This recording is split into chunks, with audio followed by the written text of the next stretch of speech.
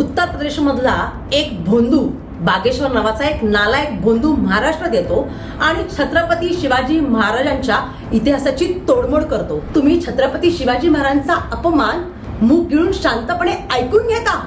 अरे जरा तरी लाज वाटू देत। अशा मुख्यमंत्र्यानं, अशा गृहमंत्र्यानं तातडीने राजीनामा देणं अपेक्षित आहे।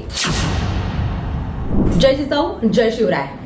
उत्तर प्रदेशमधला एक भोंदू बागेश्वर नावाचा एक नालायक भोंदू महाराष्ट्रात येतो आणि छत्रपती शिवाजी महाराजांच्या इतिहासाची तोडमोड करतो। आणि हे बोलतो कोणासमोर?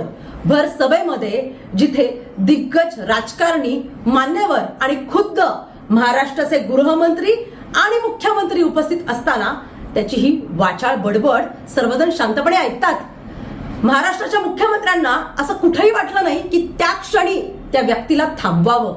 अशा मुख्यमंत्र्यानं, अशा गृहमंत्र्यानं तातडीने राजीनामा देणं अपेक्षित आहे। कारण भारतीय जनता पार्टीचं जेव्हापासून या महाराष्ट्रात राज्य आलं तेव्हापासून, म्हणजे कोश्यारीपासून जैन मुनींपर्यंत सर्वांनीच छत्रपती शिवाजी महाराजांचा अपमान करण्याचा ठेकाच उचललेला आहे। प्रत्येक वेळी छत्रपती शिवाजी महाराजांवरती विचित्र पद्धतीने चुकीचं वक्तव्य करायचं आणि महाराजांना बदनाम करायचं, हे एकमेव कार्यकाळात हे फक्त भारतीय जनता पार्टीच्याच वेळेत झालेलं आहे।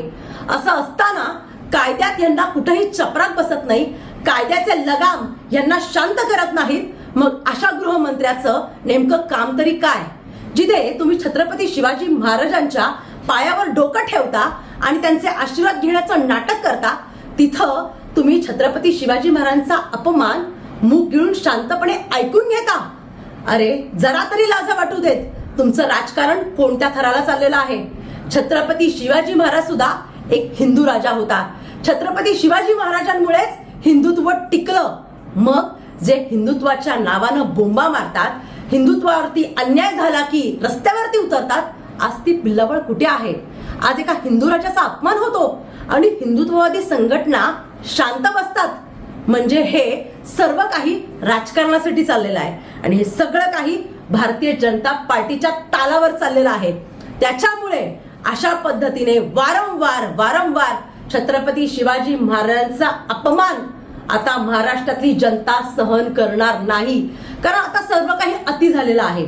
असं असताना मराठा क्रांती मोर्चा असेल किंवा इतर सर्व हिंदुत्ववादी संघटना असतील, ज्या खरोखर छत्रपती शिवाजी महाराजांना आपलं दैवत मानतात, अशा कुठल्याही संघटना आता इथून पुढे शांत बसणार नाहीत आणि महाराष्ट्राच्या मुख्यमंत्र्याला आणि गृहमंत्र्याला महाराष्ट्रात फिरू देणार नाही।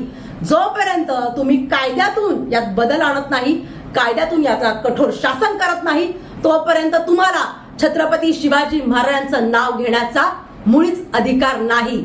त्यामुळे तुम्ही स्वतःची जबाबदारी ओळखा आणि कायद्यातून या सगळ्यांवरती लगाम ओढा, एवढंच या निमित्तानं सांगते। जय हिंद, जय महाराष्ट्र।